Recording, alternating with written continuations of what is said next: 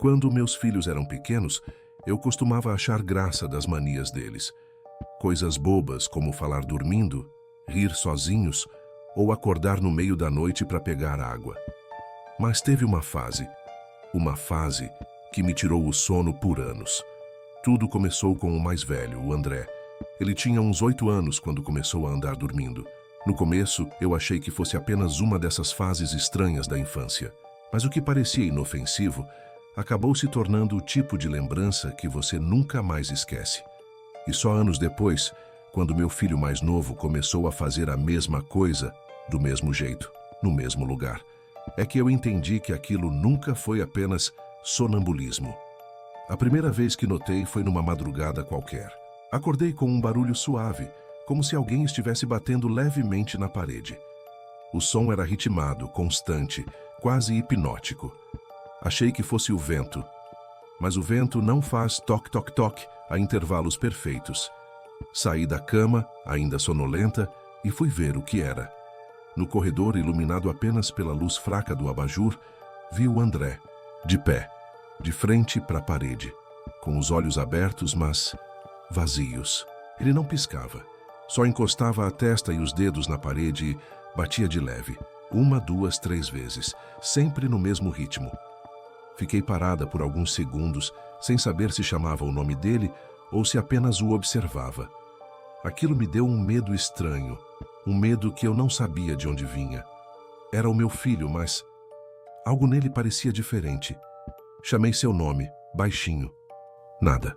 Aproximei-me, toquei o ombro dele e ele finalmente piscou, deu um passo para trás e me olhou confuso. Disse apenas, "Mãe?" e deixou que eu o guiasse de volta para a cama. No dia seguinte, ele não lembrava de nada. Disse que dormiu a noite inteira, e eu quis acreditar.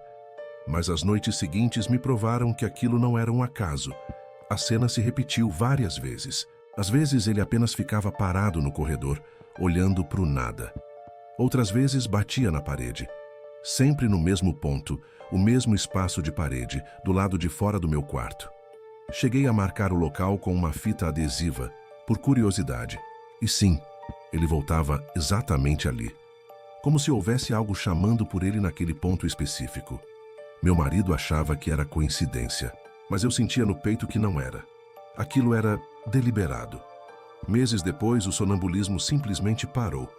Do nada. E a vida seguiu.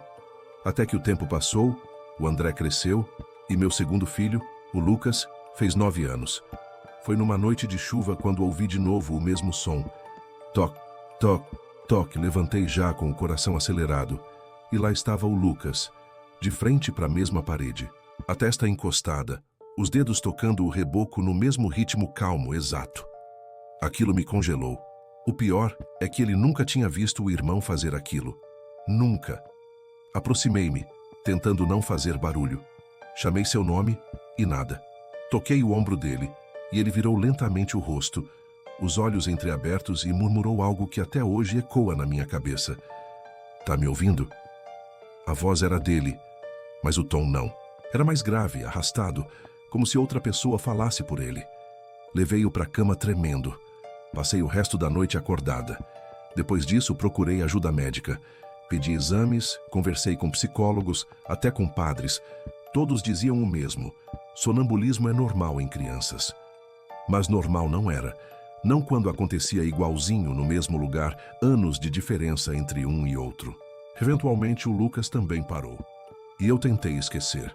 Enterrei aquela lembrança no fundo da cabeça, junto de tantas outras que a gente prefere não revisitar. Até algumas semanas atrás. A casa ficou grande demais depois que os meninos foram para a faculdade. Então eu e meu marido decidimos reformar. Pintar paredes, trocar o piso, arrancar o papel de parede antigo. Aquele mesmo papel que cobria o corredor. O mesmo corredor onde tudo aconteceu. Ele começou a arrancar o papel com uma espátula e de repente chamou. "Amor, vem ver isso."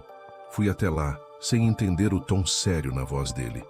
E quando olhei, meu coração parou. Debaixo do papel não havia reboco. Havia vidro, um espelho, grande, antigo, embaçado, embutido na parede. Ficamos em silêncio por um tempo. Era impossível ele ter estado ali sem que a gente soubesse. Porque alguém esconderia um espelho atrás do papel de parede.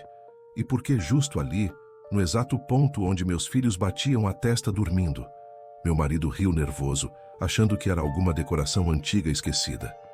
Mas eu não consegui rir, não consegui nem tocar. Senti um arrepio subindo pela nuca, tirei o espelho da parede no mesmo dia. Levei para fora, quebrei o vidro e joguei fora. Mas o reflexo ficou comigo. Desde aquele dia não consigo andar por aquele corredor à noite. Tem algo ali que me observa. Não de fora, mas de dentro. E às vezes, quando passo rápido demais, juro que ainda ouço o som. Dizem que espelhos guardam energia. Outros dizem que são portas. Eu só sei que, por alguma razão, meus filhos pareciam saber exatamente onde estava o nosso. E se eu tivesse deixado o espelho lá, será que uma noite ele teria respondido? Se essa história te deixou arrepiado, deixa o like, se inscreve no canal e comenta aqui. Você acredita que espelhos podem ser mais do que simples reflexos?